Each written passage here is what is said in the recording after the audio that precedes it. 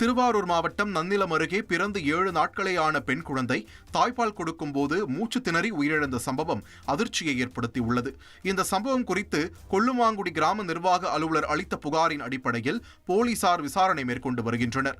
தாய்ப்பால் கொடுப்பது குறித்து திருவாரூர் அரசு மருத்துவக் கல்லூரி குழந்தைகள் நலத்துறை உதவி பேராசிரியர் மருத்துவர் முகமது நாசர் விரிவாக எடுத்துரைத்தார். தாய்ப்பால்ன்றது அந்த குழந்தையோட உரிமை. அதை முதல்ல நம்ம கவனத்தில் வச்சுக்கிட்டு கொடுக்கணும். முதல்ல வரக்கூடிய சீம்பால் இருக்கே, அது அவசியமான உணவு, அது கண்டிப்பாக கொடுக்கணும். சில நடைமுறைகளை நம்ம தவிர்த்துக்கணும். குழந்தை பிறந்தோடனே சக்கரை தண்ணி கொடுப்பது, தேன் கொடுப்பது, அது மாதிரி விஷயங்களை தவிர்த்துட்டு முதல்ல வரக்கூடிய சீம்பாலையும் தாய்ப்பாலும் முழுமையாக 6 மாதத்துக்கு தாய்ப்பாலை தவிர வேறு இணை உணவுகள் சேர்க்காமல் கொடுக்கணும்.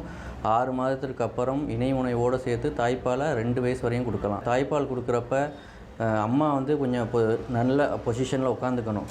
அதாவது எந்த முறையில் உட்காந்தா அவங்களுக்கு எதுவும் கஷ்டம் இல்லையோ அந்த முறையில் உட்காந்துக்கிட்டு குழந்தைய நல்லா அரவணைச்சு, குழந்தையோடைய தலை கொஞ்சம் மேலே இருக்கிற மாதிரியும் உடல் பகுதி கொஞ்சம் கீழே இருக்கிற மாதிரியும் அந்த தலை முகம் தோள்பட்ட அந்த முதுகெல்லாம் அம்மா பக்கம் திரும்பி இருக்கணும். இந்த சைடு திரும்பி இருக்கணும்.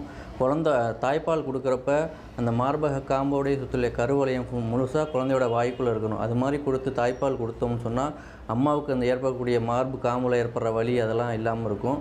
ரெண்டாவது, தாய்ப்பால் கொடுக்குறப்ப அமர்ந்து கொண்டு தான் கொடுக்கணும். படுத்துக்கிட்டு கொடுக்குறது அட்வைசபிள் கிடையாது. அதே மாதிரி பால் கொடுத்தோடனே நல்லா தோளில் போட்டு தட்டி கொடுக்குறது, அந்த மாதிரி விஷயங்கள் பண்ணணும்.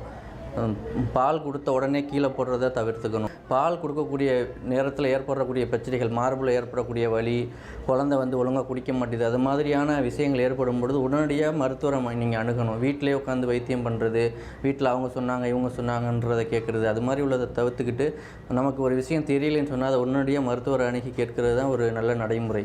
ஆனால் இந்த மாதிரி நம்ம கரெக்டான பொசிஷனில் உட்காந்து கொடுத்து பால் குழந்தை நல்லா குடிக்குது அப்படின்னு சொன்னால் அந்த மூச்சு திணறலுக்கு வேலை இல்லை.